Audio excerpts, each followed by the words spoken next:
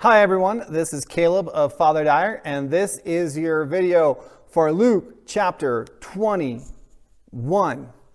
So as I said in our last video for chapter 20, the first verses of 21 are immediately connected to what just closed in chapter 20. Verses 1 through 4 of Luke 21 are immediately connected to verses 45 through 47 of chapter 20. So at the end of chapter 20, Jesus talks about this how the scribes are not to be imitated and how they devour widows' houses. Well, guess what? Here in verses 1 through 4, Jesus talks about a widow putting money into the treasury, okay? And Jesus talks about the widow and how she's giving what she has, which relatively is more than people that give out of their abundance. And so Jesus is saying, it's what you give is relative to how much you are able to give. And so Jesus here is extolling giving, okay? So that's it. Jesus says giving is good. The more you give, the better. But think about that in relation to what Jesus has said about the scribes, the people who are in charge of the religious establishment, the people who are in charge of the temple, are devouring widows' houses. And here's the story of this widow putting in what little she has into the treasury.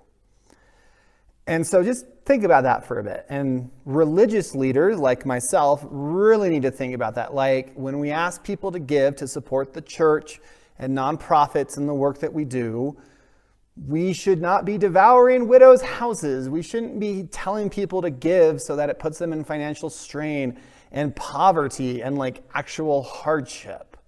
If people do that, that's on them, but we should not be compelling people to do that. So there's a message here for religious leaders like myself in this as well. So next I'm going to do something I haven't done yet. I'm going to talk about verses a little out of sequence. I'm going to talk about verses 5 through 6 and 20 through 24. So in 5 through 6, it says people are looking at the temple where the woman has just put in her money in those first verses. They're looking at the temple and it's amazing and it's got gold and jewels and all these fancy things. And Jesus is like, guess what? That whole thing coming down. It ain't going to last forever. This giant temple, which is the second temple because the first one the Babylonians destroyed. And then there's a second temple. And Herod, from Christmas, Herod the Great, had really spruced up the temple and done a lot for it. And it was apparently really something in Jesus's day. And Jesus says, and it's all going to come tumbling down. It's going to be destroyed. This giant temple that you've built is not going to last forever. And then in verses 20 through 24, Jesus talks about the destruction of Jerusalem, which, as we know, actually happens in the year 70. There's the people of Judea revolt against Roman rule. They're successful for a bit. And then as empires do, Rome shows up in force and be like, no. No independence for you, Judea. And they level the temple and they scatter the people. That's kind of the start of the Jewish diaspora to some extent, as we know it in our modern world, when the Romans level the temple and scatter the people in the year 70. So Jesus is saying these things are going to happen. He's saying these are going to happen. And they did in the year 70, just a few decades after the life of Jesus. Now, let's back up. Let's talk about verses 7 through 19. So in 7 through 19, the disciples ask, okay, when are these things going to happen? When is Jerusalem going to be destroyed? When is the temple going to be thrown down? And then Jesus tells them some things. And these are things in verses 7 through 19 that will happen before the year 70. The church will be prosecuted. Some of the disciples will be arrested. Some of them will die. And guess what? You can read all that in the book of Acts. Jesus isn't saying these are things that are going to happen later in the future. Jesus is saying these things are going to happen before the temple falls down in the year 70. And guess what? They did. These things that Jesus talks about in verses 7 through 19, you can then read about in the book of Acts. And remember, Luke, Acts, same book, same author, same sort of mission. Okay? So in 7 through 19, Jesus is saying these are things that are going to happen. And they did. Now, I have to tell you this. People read verses like this, and they think it's talking about the end of the world, where Jesus says there'll be famines, and nation will fight against nation, and there'll be wars and rumors of wars, and all this is going to take place. Well, guess what? All of that Jesus just said, famines, earthquakes, wars, have been happening since literally the beginning of human history. And if you're talking about earthquakes and floods and fires, those have been happening literally in the entire time like the earth has existed. Like as long as there's been a planet Earth for however many billions of years, there's been earthquakes. It's how our planet works. And so people every now and then, this happened in 2012, it'll happen again probably before too long. People read these and be like, oh, there was a war in Syria, there was a war in Korea, there was a war in Paraguay. And they'll be like, ooh, that's a sign of the end times. Don't fall for that.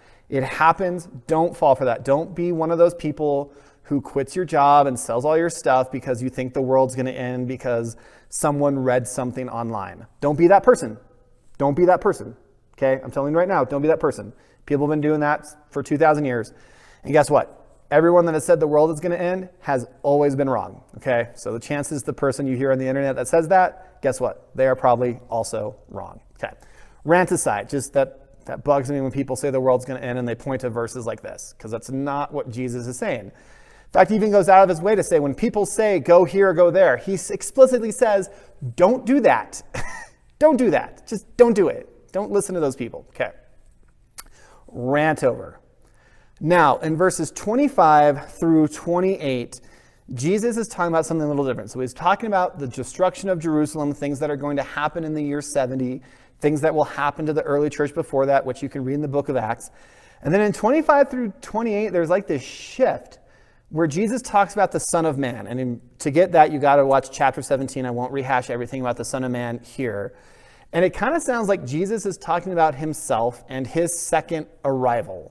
And it sounds much different than Christmas. His first arrival, small scale deal. There's a few angels and some shepherds in Bethlehem in the middle of nowhere. And all of a dozen people heard about it when it happened. Second arrival, big deal. Everyone's going to know. There's going to be no doubt. You won't have to listen to someone on the internet. You'll know. Okay. So that's what Jesus is getting at in 25 through 28. Okay. Now, in 29 through 36, Jesus is telling us that, hey, when these things happen, pay attention. Or even when they're not happening, pay attention. What Jesus is saying, always pay attention. He tells about this fig tree and you can tell that the seasons are changing because what the plants are doing. Okay, we can do that. We've been doing that for, again, all of human history. And then he says, be on your guard in verse 34. Be on your guard. And what Jesus is telling us, and he's told us this before throughout the Gospel of Luke, is be ready, because you don't know what's going to happen tomorrow. None of us know what happened tomorrow. 2020 has taught us that. Just be ready. And by be ready, Jesus is saying, do the things I am teaching you and showing you to do. Love God, love your neighbor. Those things never go out of season. There's not a season for that. Just do these things as much as you can all the time. And you'll be ready. And that's what Jesus is saying. And then chapter 21 concludes with 37 and 38, which is just some logistics of Holy Week, that every day Jesus is in Jerusalem, he's teaching, he's doing his things, he's calling out people, he's giving teachings, people are spellbounded that he just has the guts to go up against the Pharisees and the chief priests and the Sadducees and the scribes. Jesus has taken on the entire religious establishment here in Jerusalem during Holy Week. And then when he's done at the end of the day, he leaves the city and goes out and spends the night at the Mount of Olives, which we will hear about later in the story. So that's where we are with chapter 21. This is happening during Holy Week. As always, if you have questions about what you read in the Bible, please send those questions to me. That's why I'm here. I'm not guaranteeing you answers because I don't have all the answers. Nobody does. But I might have some answers, or I might have other questions for us to ask. So any questions, always feel free to email them to me, Calob@fatherdyer.com.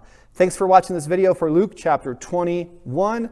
Check out our video for chapter 22 as the story concludes and things come to a dramatic point in Holy Week. Take care. Peace.